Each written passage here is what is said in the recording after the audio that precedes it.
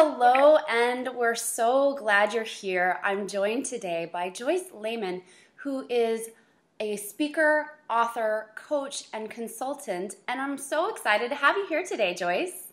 Thanks, Alyssa. It's great to be here. Yeah, Joyce is founder of Mind by Design and has actually written an amazing book called Just Another Leap. And you can find that book at justanotherleap.com. So welcome. Thank you. It's great to be here. Thanks so much for being here. You know, Joyce, one of the reasons why I wanted to talk to you today is, as you know, I work with coaches who want to be a powerful speaker.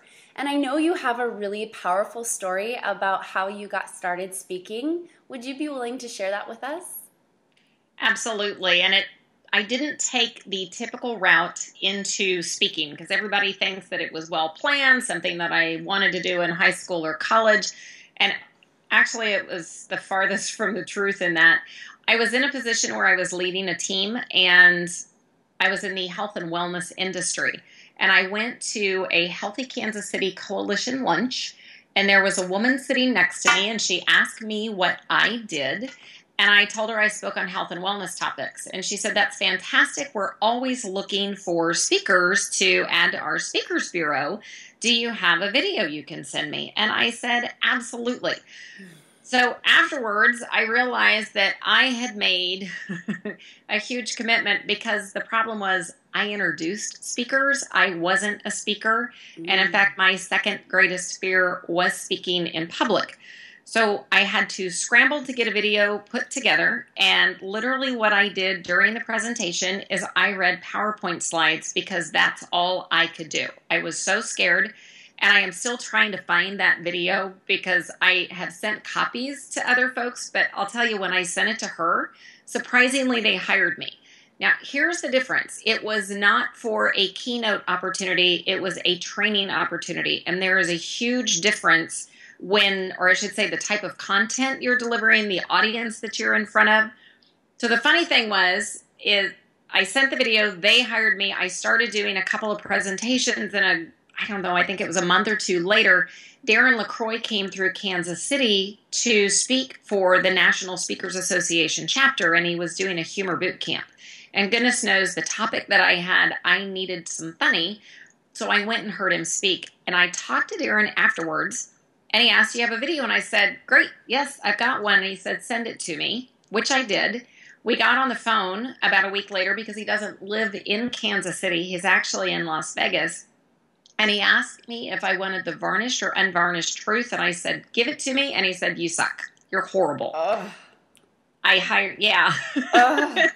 It's not what you want to hear. But I hired him on the spot because I knew if I was truly going to pursue this as a career, then I needed a coach. I needed somebody that was going to be able to help me. And Darren's claim to fame is he had actually won the Toastmasters International Speech Competition in 2001. And to do that, he had to beat over 25,000 people from countries all over the world. So this is a huge, huge feat that he accomplished. The other great thing is Darren was actually doing stand-up at the time, so I had the funny and I had the skill set. And Darren asked me, actually he didn't ask me, he said, "You're going to join Toastmasters," which I did in November of 2006. And he said, "You're going to compete in the International Speech Competition." So for those of you that are not familiar with Toastmasters, the speech competition starts in March. You actually have to qualify to even enter the competition, which means giving 6 of the 10 talks in the Competent Communicator Guide by the deadline. So I had 90 days to give 6 talks. Wow. Yeah, Wow. that's why the whole mindset side of what I do, and then having Darren who could coach me on writing, because it's a 7-minute talk, but I'll tell you what, when you're doing competitions, I had 15 people in the audience watching everything I was doing and scoring on it, and I made it 4 out of 6 levels in my first try. So I had a great coach. I had a desire, but I literally had to get out of my own head because that's what was holding me back. And here I am today. So Yeah. if I can do it being that scared of speaking and somebody has the desire, it is easily accomplished. It will take effort. Yeah, I love that. And I want to come back to, getting out of your own head, but I just want to Yeah. back up a few steps to when you started talking about you weren't a speaker at all. You introduced speakers, and Yes. then you had this chance meeting where someone asked you what you did. Tell me about what made you take the leap of introducing yourself as a speaker.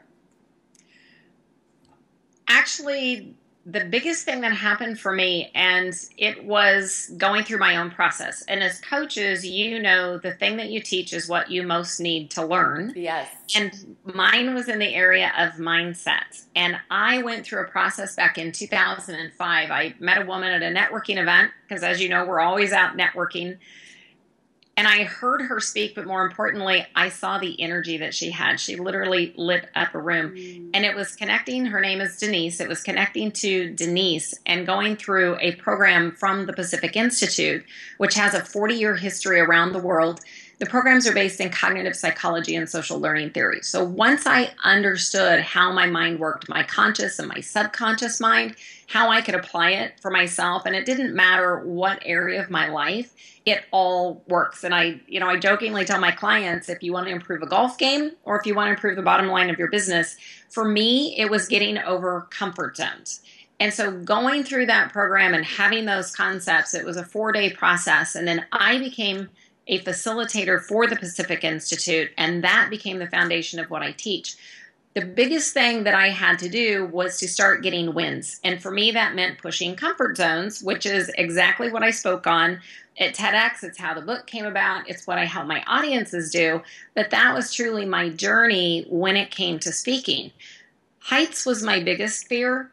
Speaking in public was my second biggest fear. And it was understanding my own mind and how I was going to, as you said, take those leaps or push those comfort zones and do the things that scared me the most. And one of them was speaking, but yet how I did it is I learned that I would throw myself out there purposefully. So I would find things that scared me and I would literally say yes to the opportunities. I love that. I was just going to ask you, how do you push those comfort zones? So it sounds like seeing the opportunity first off and then throwing yourself out there. Is Yes. that? Mm-hmm. Wow. And what happened for you once you started to do that? See the opportunity and then throw yourself out there. What started to open up for you? There are so many things that have opened up for me because I was willing to say yes and face those fears. The biggest thing for me was the speaking, but it was having the people come into my life that could help guide me in the career that I finally settled on. And it actually took until I was 40 before I figured out what my passion was in life. And then I was able to take all these skill sets and put them together. But it was saying yes. It opened doors in speaking. In fact, last week, it opened the door to being able to go to Game 6 of the World Series. So I have lots and lots and lots of yes stories when you throw yourself out there and you don't always know what you're going to get out of it. And it is a fear of rejection because I know a lot of people, they're afraid to ask. They're afraid to just say, as I told, her name was Celia with Well Life. It's like, I'm a speaker. She could have replied back with anything, but it was the fact that I had a desire. And that's where the intention goes in. And I know that you get into that with your group as far as being clear and specific about what they're focusing on. And right now it's how to build their coaching business through speaking. And that is going to open doors, but it's understanding too how your mind sees things differently when you set that intention. So to me, that's a part of it. It's not just putting yourself out there, but it's understanding that filter that's on your brain because the clues are there.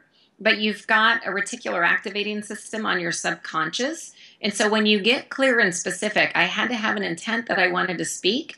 And then when the opportunity happened, then it was yes. I'm going to ask. I'm going to throw myself out there. Does that make sense? Yeah, absolutely. I want to come back to the Royals tickets because I think that's a great story and I love that story.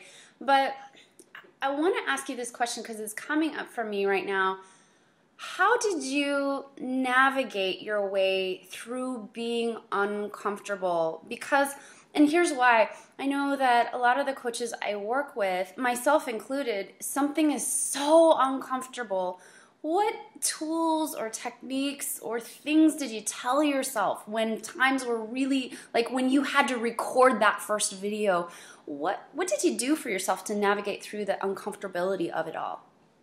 Can I take you through an exercise that's going to be really, really helpful so you can Yes. experience this, what is going on in your brain literally? Yes, Okay? please. We'd love that. All right. So the easiest thing to do is you're going to put your arms up in the air, put them straight up. Okay. Now cross your arms over your chest, just like you would if you were relaxing, hanging out. And I want you to look down and see if you've got your right arm over left or your left arm over right. Got it? Right arm over left. Okay. Uncross your arms. This time, I want you to cross them with the opposite arm on top. Okay. Oh, yeah. It's weird to even do. Exactly. So, first off, uncross your arms. Okay. I've left an audience like that before. I only did it one time, and everybody's like squirming uncomfortably. But here's the thing. So the first time you did it, it was a subconscious habit. It's no different than how we put our makeup. You know, you put makeup on, then you do hair, then you get dressed, or whatever order that is that you go in the morning. Yeah. It's how you drive into work. And I don't know if you've ever gotten in your car and you drive from point A to point B and you get there safely, but you don't remember the drive. Yes. These are all subconscious habits. The second time when I said cross your arms in the opposite with the opposite arm on top, that's a conscious decision. So you're on subconscious autopilot over 95% of the time. This is where when you set a new goal or something's out there and it's a little bit outside your comfort zone, your subconscious will literally try to pull you back to what's normal, what feels right, what's safe. We are hardwired to resist change. And this came from hunter-gatherer days. So it's not like it just happened last week. It's literally built in because change meant danger, potentially, when you were out hunting for your food. So think about this as you're setting new goals, and the goal can be a little thing. It can be a big thing. Think about New Year's resolutions. We're going to have New Year's coming up here pretty quickly. And part of it is if you go to the gym, you're going to see the gym fill up, and it's going to get absolutely packed for the first 2 to 3 weeks of January. And then slowly it's going to trickle back to normal. That's when people are going to creatively avoid the very thing that they need to do to get to that next level. So the easiest thing is to understand, first off, being uncomfortable is good. That means you're making progress. It's the awareness of being uncomfortable. And then the second thing you want to do is to take it and get it into bite-sized chunks. So if you can get those, as I call them, wins, just do them little incremental steps. So look at the big picture, like everything you've got your coaches doing in your program right now. To some, they're going to be tackling and it's going to be easy because it's in their comfort zone. But if there's something that's outside their comfort zone, then what you have to do is it's the incremental steps. Focus on what you can get done today, what you can get done in the next hour. Because the thing that does is it creates a chemical reaction in your brain. It gives you that dopamine feel-good chemical, which gives you that extra impulse to move forward, if that makes sense. So you can tackle the next thing and the next thing. And it's not that you're ever going to have stumbles. It happens, but it's looking at change and looking at being uncomfortable in a different light. I look at it as a good thing. I look at it as a good challenge versus I'm too afraid to do that. So part of it is getting that mental shift. I love that. So just to kind of recap for us, it was really getting used to feeling uncomfortable and knowing that that's a good thing, and then breaking things down into those bite-sized pieces so that your brain can get those little wins and give you more of that feel-good chemical. Yes. Awesome. I love that, Joyce. Thank you. And it is funny because when I went to cross, I had to actually consciously think about doing it the right way, the way that you were instructing me to. So I love that activity. That was great. The other thing that you might do is too often we think about just the goals that we're trying to accomplish. Find something, whether it's, and I don't suggest putting your mascara on with the opposite hand because that's not going to be a good thing. Might have issues. This summer, and ladies will appreciate this. I tried a color of toenail polish that is nothing that I would ever wear. And it was funny because I did it and then I would look at my toes and it was like, that's just weird. But the thing is, it's little intentional things that you're doing that you wouldn't typically do. Drive to, well, most of us probably office in our house. So instead of, driving to work a different way, think of how you can shift your typical routine, because that's that comfort zone habit that you get into, and do something that's outside of that. And when you're doing those things, then you can apply it to what you're doing in your business, because it all counteracts each other, if that makes sense. I love that. And I too have done the toenail polish experiments. I was a diehard red only gal. And this last 2 years, I've been experimenting with the whole color spectrum, the greens, the oranges, the purples. It's been really some freedom, because we get so locked into what feels comfortable. And what I noticed after doing the nail polish experiment is I started to do more things that were uncomfortable. It was like I was building those new neural pathways. Mm-hmm. Cool, I love that. Well, let's get back to speaking for a moment. As you start to think about when you first got started speaking, I know you said you mentored with an amazing speaker, and I'm curious to know, what other things did you do that really helped you on your whole speaking career? One of the most influential things was joining a Toastmasters club, because Toastmasters is the skill set side of speaking. Mm-hmm. The thing is, you don't want to be practicing on your audience. You want to have an opportunity to practice content in front of a group of folks that understands what it is that you're supposed to be delivering. So for those of you who aren't familiar with Toastmasters, there's clubs everywhere that you can join. And some people join just for the fact of, I know management, if they're leading meetings, or it could be a toast that you have to make at a wedding. But as a coach, if this is an instrumental part of building your business, you've got to get your platform skills down. And once again, you may not be doing keynotes like I do, but just having the opportunity to interact with an audience, writing your content, finding out what works, what engages with people, what misses. The other thing that you're going to get out of Toastmasters, it's everything from understanding your vocal variety. I say that and then I can't talk. Your hand gestures, body language, everything that goes into how you engage the audience. So find a club that is close to you, that's convenient. They have them morning, noon, and night. But get in so you have an opportunity to work with content, because you want an outside opinion, and they'll give you live feedback. And it's not that you're going to have a chance to do a 30-minute or an hour talk, but even in those 7-minute snippets, you can practice your best stuff. So think about your opening stories, your ending stories. You can all do that with Toastmasters. So that's a crucial thing. Now, if you happen to have a National Speakers Association chapter, that is a different level. So that is for individuals who are speaking professionally, because the criteria is you have to have that's what we used to do at our chapter for our candidates, but 20 paid speaking engagements a year, and they require contracts, canceled checks. So it is not just an association that you can join because you want to be a speaker. The reason I was able to see Darren when he came through is guests are allowed. At least we allow them within our chapter. And Darren's was different. His was a humor boot camp focused on the skill set side. But we just had a gentleman in last week named Ed Robinson, and it was all about marketing speaking business for professional speakers. So you're going to get more of the business side, not necessarily the platform side, if that makes sense. Yeah. But Toastmasters, I recommend Toastmasters.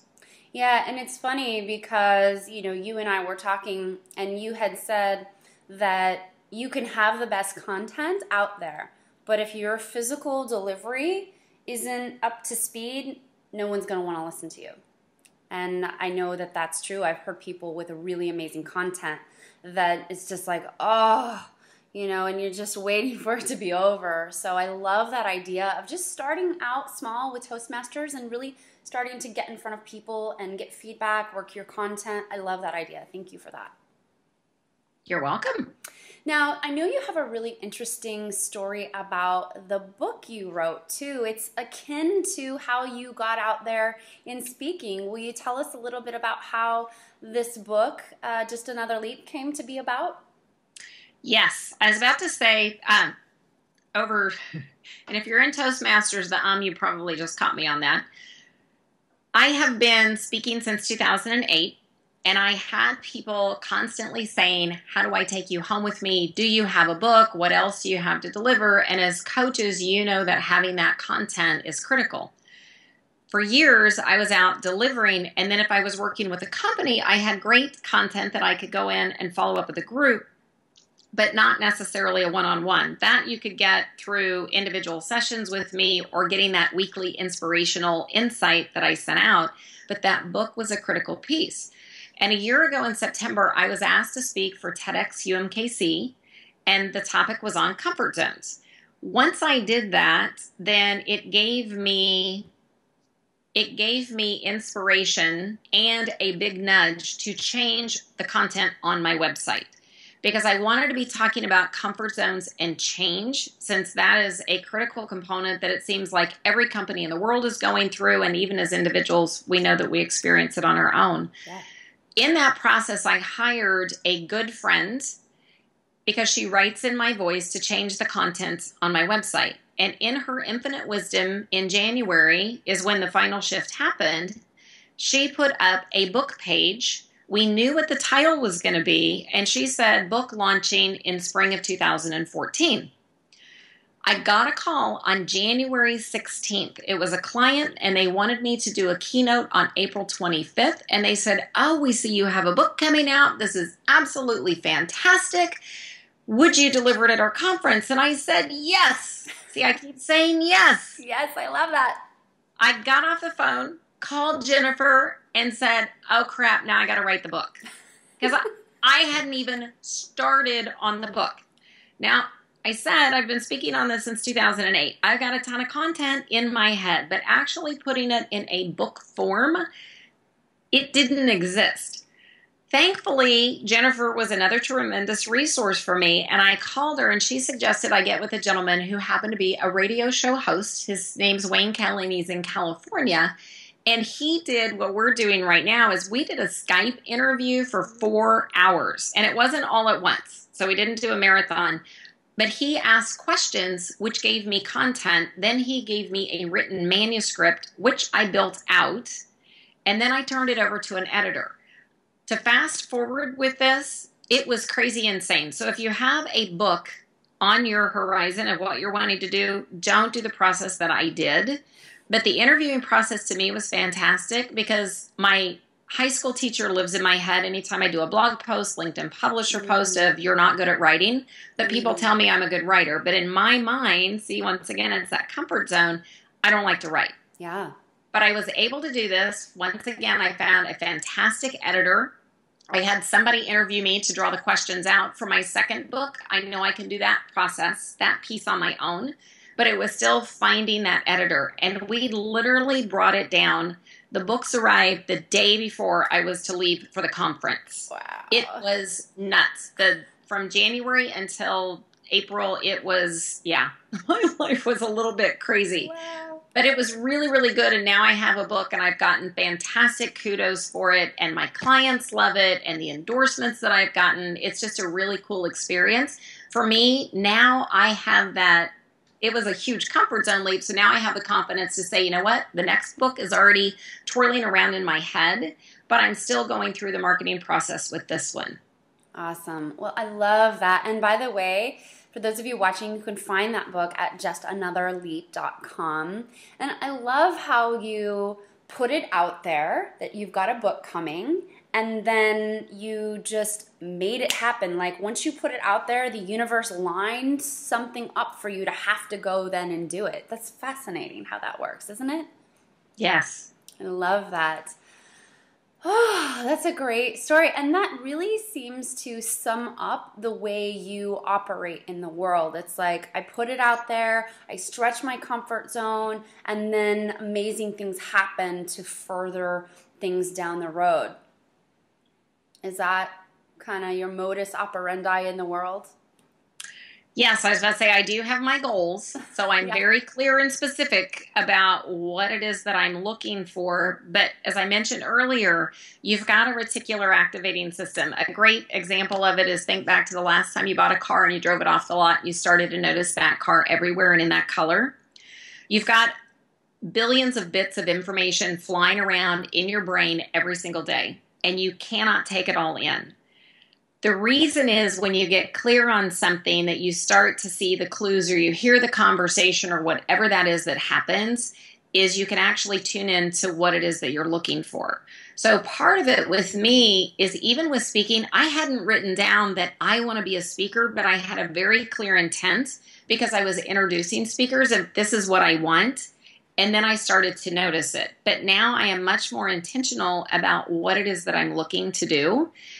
And I just know that's how it works for me, but I'm willing to put myself out there. I'm willing to face rejection because I also know that when cool things happen, they are beyond cool. You got a story that I want to touch on about yes and putting yourself out there, and it has to do with the recent Royals game. Would you share with us what enabled you to go to the Royals game? And by the way, the tickets I think were going for, well, you probably know better than I, but like over $700 a ticket. Yeah, they were very expensive. Yeah. So what I did is I put out on Facebook, and it was on, I think it was the 16th of October. And I said, thank you to the wonderful person who is taking me to the Royals game. And it said, or two. And I said, I'll be happy to pay for parking and food. And I just threw it out there. Well, the funny thing is I get this entire stream of, yeah, good luck, nice try. A friend of mine actually put www.joycelaymanischarming.com, things like that. And I did have one of my friends, he said, if you don't ask, you don't get. So out of that, I created a LinkedIn publisher post because I was asked by LinkedIn to be one of their thought experts. And the title was, if you don't ask, the answer is always no. And within that publisher post, I gave two examples, one of raising $18,000 for a nonprofit that I was on the board of when I met a guy in a bar. That's how that one started. And then the other one was Bob Berg, who's written The Go-Giver and Endless Referrals and all of that. He's now a friend because of a big ask that I made via Twitter with Bob. And I also mentioned the college kid who asked one of the Royals players for tickets via Twitter and got the tickets.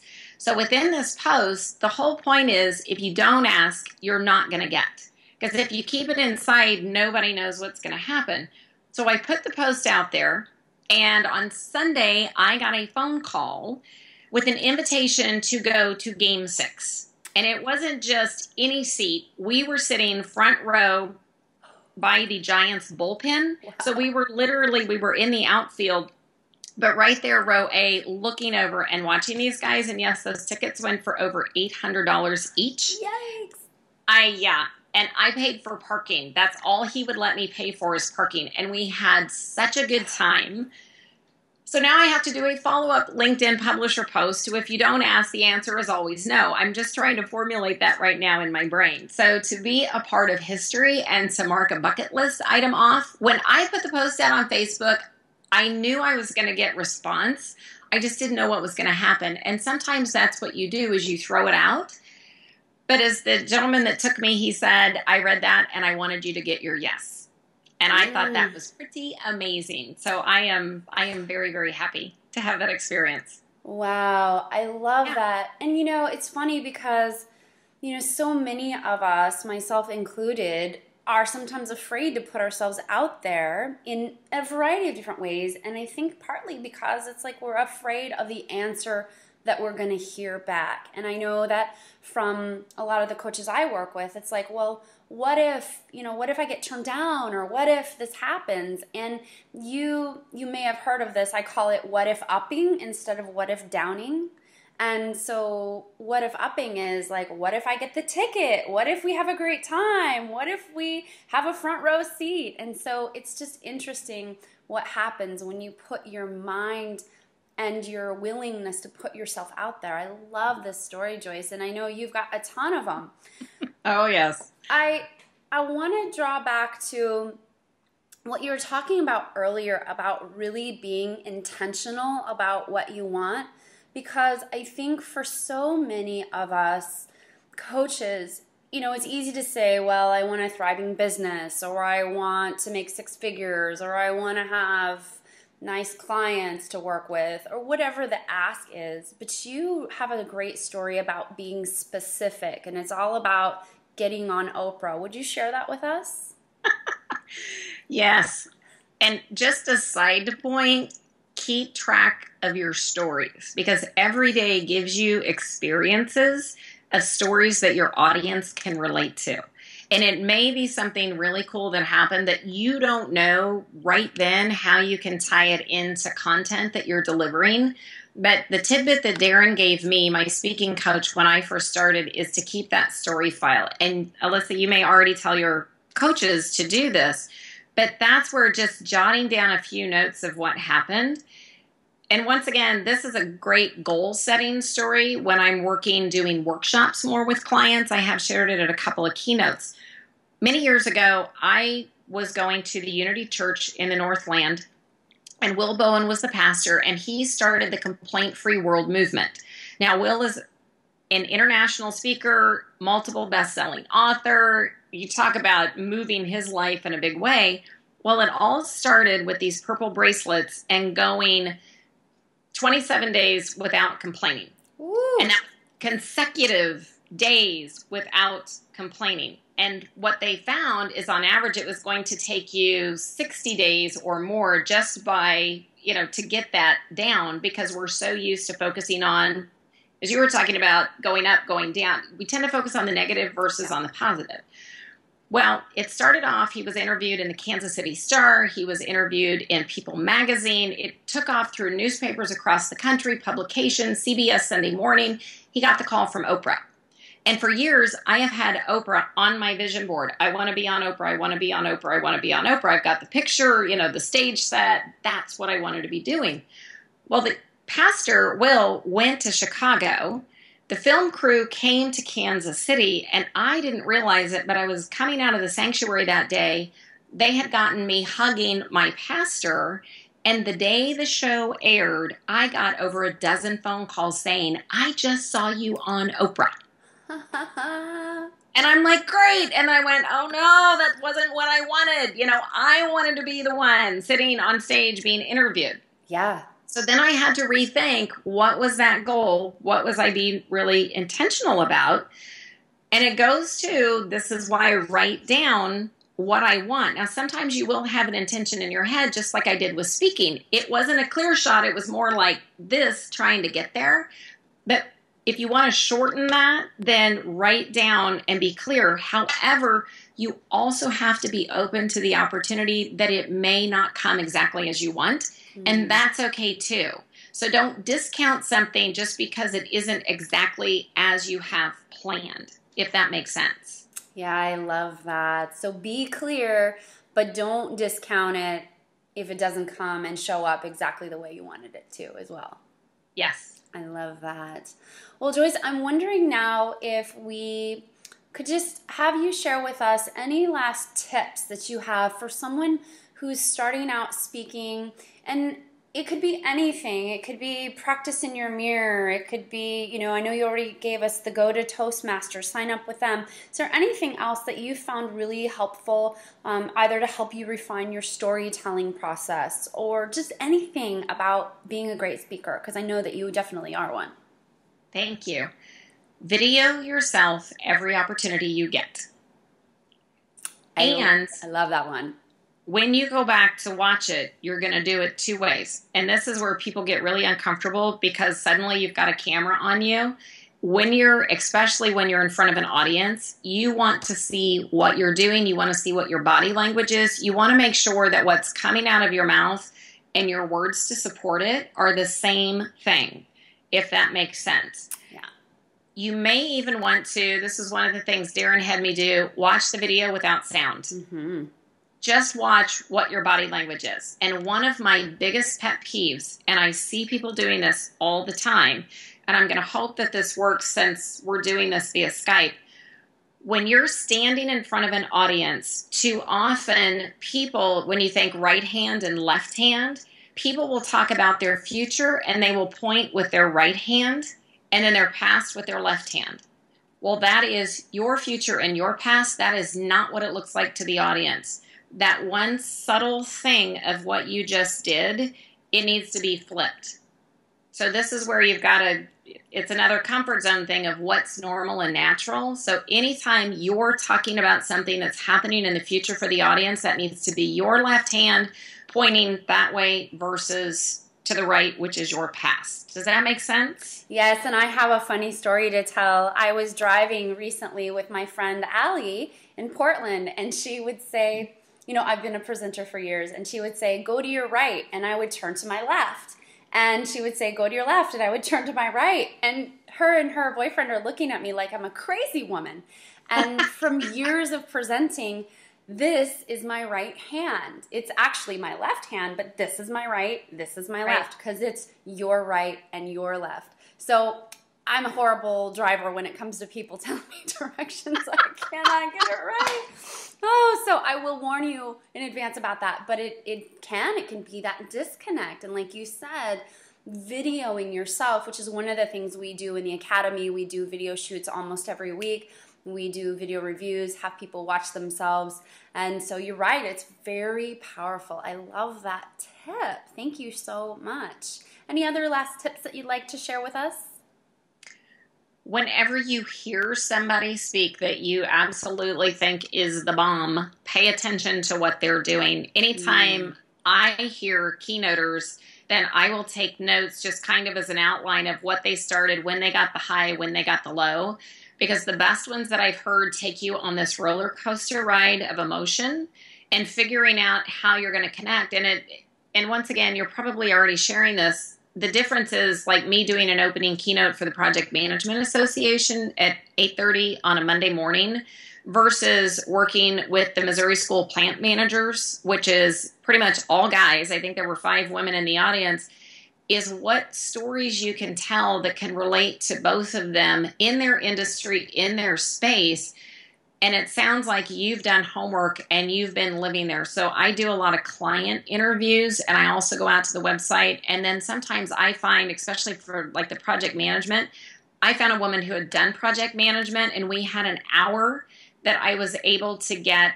It's like the biggest frustrations, but some of the funniest things that happen. You want to get their terminology, because too often, since we're the expert, we're always trying to put it in our words and what we think they need to hear versus what are the common frustrations. And one of the big ones, make people laugh. You can give them great content. Too many statistics will overwhelm them, but if you can make them laugh and you tell a story with a point, they will remember that story. Yeah, I love this point of yours, which is to tell stories. I mean, people learn through stories, and that is how information has been transmitted throughout the ages. And we tend to forget that nowadays when we're presenting. It's like, oh, I want to give you all the facts and all the figures, but when you can tell a client story or a personal story or a story from the audience, I love that tip. That's great. Okay, so I have some questions for you that I'd love to have you answer. So the first question is, how do you go about getting speaking gigs? What do you do? That goes to marketing, and that's probably going to take a lot more than 2 minutes to explain. Okay. Most of what I do comes through referral. I am on multiple speakers bureaus. To be on a speakers bureau, they're going to want to know that you are a seasoned speaker. You've got video, you've got a one sheet, you've got a website. So that's having folks that are coming to them looking for specific keynote opportunities. Mm-hmm. Now, for the coaches that you're working with, I would imagine that more of just workshop type or smaller engagements, which I also do some of those. And it goes back to networking of who can open the door to get me in. For example, like Central Exchange in Kansas City, I facilitate 2 programs a month for them regularly, but I'm always looking for Chamber of Commerce, Rotary events, because I will donate my time once a month to a local business type event, because the people that are in the room obviously may want to do some follow-up work with me. So that's why I'm willing to do that. Think about who your audience is. If you're going after women's groups or whoever you're trying to target, maybe it's, it could be the Mary Kays or the Scentsy Candles or any of those, because they're constantly looking for leadership development and other things to help them grow their business. So they, that might be a good niche if you're a woman looking to target women. As far as guys, I typically don't speak to men's groups. Those get wrapped up in the chambers or the paid keynotes that I do. One of the biggest things is when you're out, and once again, you probably already covered this, it's getting people that are there to get on your list. Because that way you have the way to follow up with them and find out who else is engaged. And it's the survey that I do that says, give me the top 1 point that you got out of today, get their contact information. Do you want to join my list? And are you looking for, and then whatever it is. So I have keynotes, I have training for company. I give them 3 or 4 choices. So that way you can stay engaged. But a lot of it's just marketing, and it's having the people that will open the doors for you. I love that. And I love that you talked about doing that list building, and every event, I believe, should be a list building event. So I love that you as a seasoned speaker, you do that as well. I'm curious to know, is there anything that helps you get referrals? So you've done a speaking gig. Do you do anything at that talk that helps you get that next talk? Well, part of it is selling yourself from the stage without selling yourself from the stage, because people don't want to feel like they're being sold something. So it's the language that I use and how to engage them to come have a conversation with me afterwards, which is a big thing. So it's just, and you probably are already covering this in your Speakers Academy, which is fantastic, but it's literally the snippets of what you give them up front.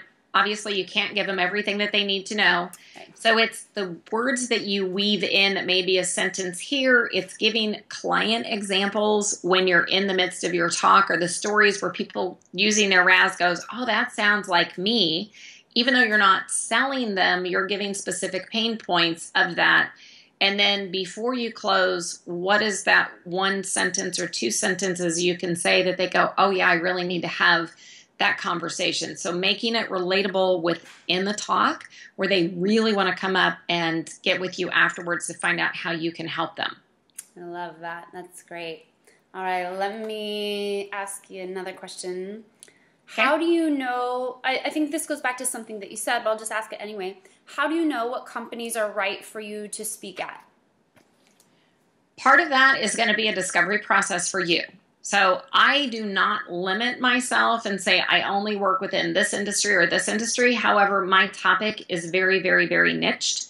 If someone wants me to talk, and I get asks on a regular basis, if they want me to talk on leadership, I'll tell them that is not my topic. What I do is the mindset behind. I help the organization with change. I help with culture. So I will tell them this is what I can do. And then if it fits within the theme, because I find out like the theme of the conference and what their objectives are, sometimes we can slightly morph it to make it make sense. But if it's in left field, I'm not going to do that. And I'm willing to walk away and give them somebody else that can fill in that spot. Because if you go in and you talk and you're trying to be everything to everybody and you have 20 different talks that you do, that is not going to get you where you need to be. To me, I have 3 talks and I have seen this before in others that are brand new. They want to give 20 different topics. Well, don't do it. You've got to really pinpoint and then figure out. It is going to be trial and error at the beginning to find out, is there a specific niche that you really, really want to be focused in? One of the areas that I would do extraordinarily well in is in the network marketing or direct sales industry, because of my topic, because of experiences that I have that I can easily relate to what they're doing. So that's the other kind of criteria, is look at if it's comfortable for you. Now, the Project Management Association, it was funny because my opening story was when I was in a sales career 15 years ago, and I was actually managing a $500,000 furniture project that I sold. That was the perfect opening story, so they could go, oh, she gets this because she's been there, she's done it, she's experienced, and it immediately engaged them. But if you're telling a story that's over here and it has nothing to do with the group that you're at, then they're going to feel the disconnect. So don't try to make yourself fit where it really doesn't make sense. Sometimes if you're kind of in this gray area, it's a try it and see if it's going to work. I love, Make sense? yeah, absolutely. And I love this advice, Joyce, because it's, I think one of the number one things I see coaches struggle with is honing down a topic and figuring out what to speak on. And I love that you have 3. You know, you don't have 10. I'm sure you could probably do 10, but you've got 3. And well, it's 3 keynotes, but it's the same topic. Yeah. So it's, once again, I have a keynote that I do specifically for women's groups, and then the other 2, and those are the ones that if a client says, well, the title isn't, it's like, okay, we're going to tweak the title, and then we're going to find out what their pain points are, and we're going to make it fit. But the topic is very niched. It's right here, and then they get their choice of 3. But I have literally seen people put out, and they have 20 different topics that they do. I know. It doesn't work. No. You can't be an expert, and it makes you look like a newbie. It really, really does. So get very niched on your topic. Now, then again, I know some keynoters that they are very specific on topic, and they are very specific on niche, and they don't go outside of that. And that's fine too, but once again, with everybody dealing with change, I'm willing to go to different industries as long as when I get off the phone with that client, I know it's going to work. If it's not, I give it up. You got to be willing to walk away. Yeah, and that's really powerful, that walking away when it's not quite right. I love that advice, and just really having your key topics that you talk on and not getting too scattered, right? Because I teach when you try to shoot at all the targets, you don't hit any of the targets. So Exactly. I love that. Awesome. Well, Joyce, it has been such a pleasure to talk with you today. So many juicy tidbits. For me, I think the biggest thing was hearing just how you really set your mindset, but then you constantly are pushing that comfort zone again and again and again and putting it into bite-sized chunks. I love that. So thank you so much for sharing that with us. You're welcome. It's been a blast. I just really appreciate the opportunity to be here. Awesome. Hey, and if people want to connect with you, what is, I know we gave out the book site URL. Is there another URL that people could go and check you out and check out what you're all about? Yes, I was about to say joycelayman.com, and Awesome. that's JoyceLayman.com. That is my website, and obviously I'm on Twitter, the same space. I'm on Facebook, so feel free to connect with me there as well. I do have Pinterest. I don't use it as much. So, yep, you've got lots of ways to engage and connect, because I would love to hear from you and what you're doing and what you're trying to accomplish. And Alyssa, I think it's really cool with the Academy. Great. Well, thank you so much. And we'll be sure to include those in the notes, those links to those in the notes under this video. So thanks so much, Joyce, for being here. Have an amazing day. Thank you. You too.